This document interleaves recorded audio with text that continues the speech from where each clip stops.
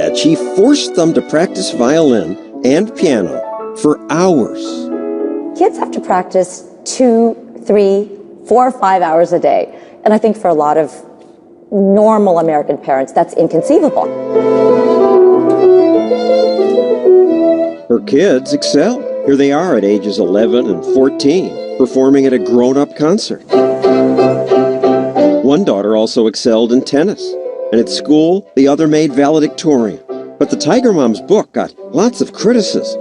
She doesn't let kids make their own decisions. A manual for parents who want to systematically weed out any genuine interest or passion for life.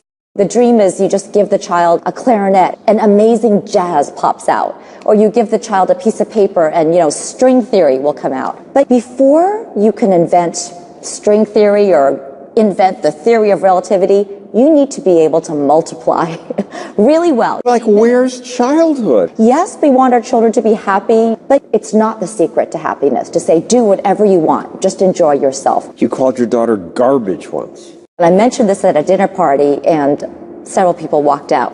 Yeah, I would think so. You're just destroying your child's spirit. To me, the message is, you know what? I think you're better than that. I think you should hold yourself to a higher standard. And honestly, I think, parents these days, they're so terrified of making their children feel bad. Yes, maybe for good reason. Everyone knows Asians are more likely to commit suicide. Except what everyone knows is wrong. Asian Americans actually have among the lowest suicide rates of any group. It's true. The Asian suicide rate is half that of the general population.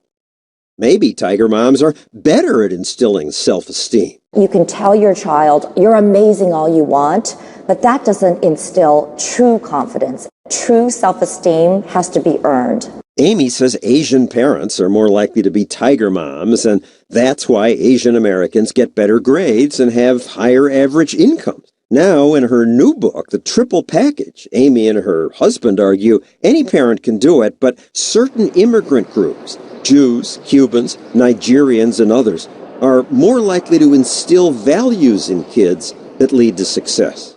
Tiger Mom is back with a despicable new theory about racial superiority. It is racism. It seems to be racially charged. She is the worst person ever born. It's not race and genetic. We say the opposite. We say, look, if you look at America, the most successful groups include all races. So please welcome Kudiratu Kudi Usman. Nigerian Americans are an amazing example. Less than 1% of America's black population. They made up a quarter of Harvard Business School's black students. It's something about culture and how they're raised and expectations. You know the secret of success. It's 3 things. The first is a sense of exceptionality. We call it a superiority complex. The second element, which is a dash of insecurity.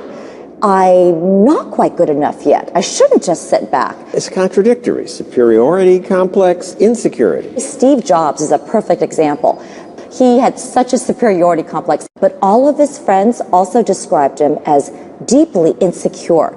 I think that's what creates this kind of chip on the shoulder, this goading feeling like, I need to show everybody. I need to prove myself. The third element of the triple package is impulse control.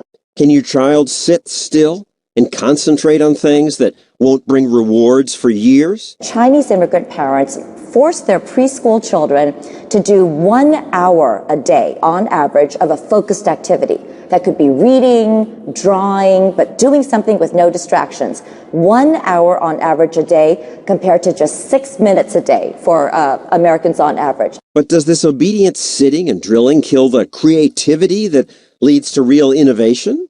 Those American tech entrepreneurs who've invented so many cool things. I hear many are college dropouts, not studious kids raised by Tiger Mom. I look at all the innovation we've seen in America, Facebook and Google. These are not kids who were drilled. These are not kids raised by Tiger Moms. You're programming the kids.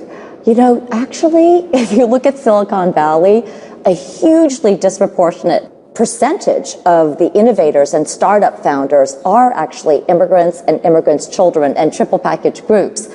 Sergey Brin co-founded Google, Steve Chen, YouTube, Jerry Yang, Yahoo.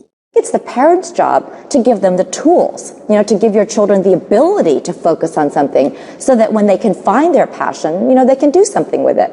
You had nasty fights with the girls. Incredibly nasty, especially with my younger daughter. She refused to do it and she was off, and I said, get back to the piano. And at one point my husband said, you know what, maybe she just can't do it.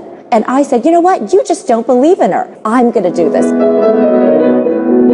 We drilled and it wasn't that pleasant. But then suddenly, after like an hour and a half, her two hands came together. She realized it at the same time that I did. And after that, Lulu refused to leave the piano. And years afterward, she told me, Mommy, I remember that moment. And I think that's a life lesson that lasts forever. I think that's how you instill real confidence. Your daughters like you? I think they love me. They now say, thanks, Mom, I'm glad you did this stuff? Actually, you'd be surprised. Would we? We'll find out when we return. If you push your kids, won't they hate you? I bet the Tiger Mom's children won't Tiger Mom their kids. I'll totally Tiger Mom my kids. Her younger sister was a little less enthusiastic. It definitely had its ups and downs. I remember being pulled out of school to practice hours a day, and of course, I'm, a 12-year-old kid. I'm gonna say, why do I have to do this? But looking back on it, I couldn't be happier. She just began her freshman year at, where else? Harvard. Her older sister goes here too. Oh, I totally love being raised by my mom. She's awesome. Now, Sophia plans to join the military. 7, 8. She already meets the Army's basic standards, but she wants to get the top score, so she works out often. As a girl, it's important not just to meet the standard, but to kind of exceed it. 7, 8. Kids raised by regular parents, she says, don't have the drive. Going to college was just seeing how many, amazing, brilliant people would encounter an obstacle and just be like, I can't do this. And I can't do this is genuinely a feeling that I have never had. I have what it takes to do, absolutely anything. Most of us hope our kids have that feeling. Some of it just exists in human nature if we adults don't crush it. As these commercials suggest, babies want to test themselves. Even if they fall, they try and try again. Many parents want to protect them from falling, but protection has a downside. When you create an environment free of risk, what you're doing is leaving a child vulnerable. Because being able to fall and recover is useful in life. I work with young people today, and when they hit conflict, they have a meltdown. And I'm being literal. Because they've been protected as babies? Yes. If you fire someone who's 22 today, it was not unusual for her or him to trash the place screaming and then have their parents call. They've been pampered their whole lives. And the sad reality of the world is you get slapped in the face all the time. You got to get tough. Not too tough, but enough freedom to let them learn on their own helps them grow up. That's our show. Thanks for watching.